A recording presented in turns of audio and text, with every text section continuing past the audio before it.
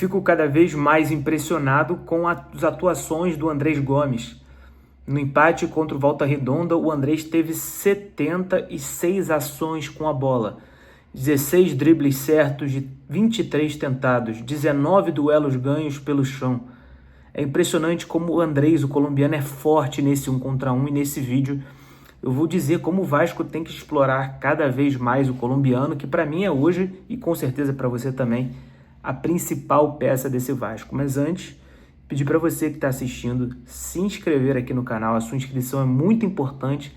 A gente está rumo aos 3 mil inscritos. Também não se esqueça de deixar aquele like fundamental para o nosso crescimento e compartilhar esse vídeo com outros amigos que gostam de análises aprofundadas. Último recado, se você quer aprender um pouco mais sobre tática, é só clicar aqui nesse link que está embaixo, que você vai garantir o seu mini e-book Fases do Jogo, para você discutir um pouco mais sobre o futebol de uma maneira descontraída, simples, mas entendendo os conceitos básicos. O que é análise de futebol, os padrões do jogo, transições, organizações. Então, sugiro que você clique aqui e confira essa oferta especial que eu preparei para você, mas vamos falar sobre o que interessa, que é o Andrés Gomes, o colombiano que foi contratado pelo Vasco e nos primeiros jogos me pareceu muito confuso, né? Só que ele estava sendo usado pelo corredor direito. E algo que mudou no futebol do Andrés foi justamente essa mudança de corredor, de posicionamento.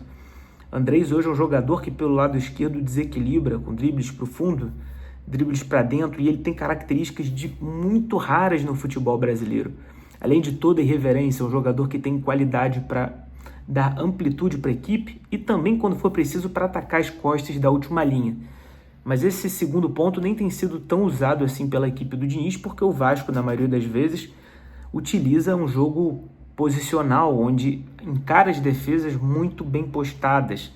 O jogo contra o Volta Redonda ficou muito claro isso. O Andrés, quando pegava a bola, não era nunca em transição. Não era com a defesa com as costas livres. Era sempre uma equipe bem posicionada, bem postada. E ainda assim o Andrés é o jogador que consegue vencer os duelos. Eu trouxe aqui os números. Ele ganhou 19 duelos pelo chão, teve 16 dribles certos de 23 tentados, né? E a maioria, obviamente, pelo lado esquerdo. Mas como, então, o Fernando Diniz pode usar ainda mais e aproveitar mais o Andrés Gomes? Aí tem dois fatores. Eu acho que o Vasco deve retornar, se for o Diniz mantido no cargo, ao jogo que era o aposicional. Liberar um pouco mais o Andrés para participar de outros setores do jogo. Fazer como o Diniz fazia com o Rayhan em 2025. Sem o Rayhan, o Andrés hoje é o principal jogador dessa equipe.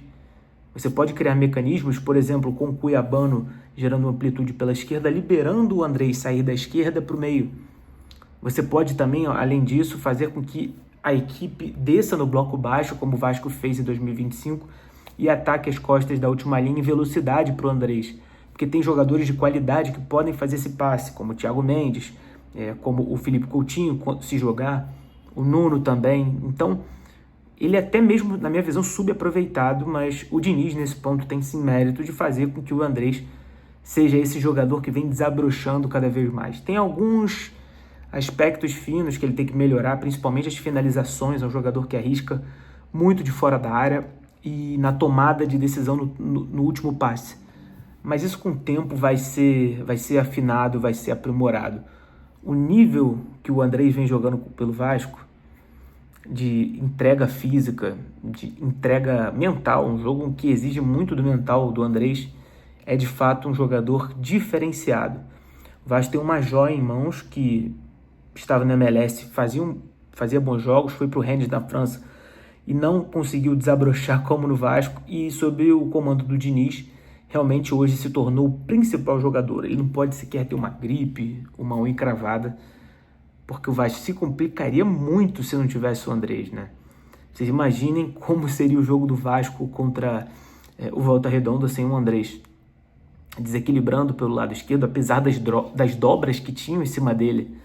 É um jogador que, para mim, se mantiver esse nível, o Vasco vai ter muita preocupação.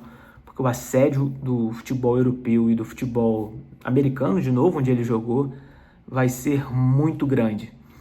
Então, o resumo desse vídeo é esse, assim, o Vasco tem que saber utilizar mais os jogadores que tem em mãos.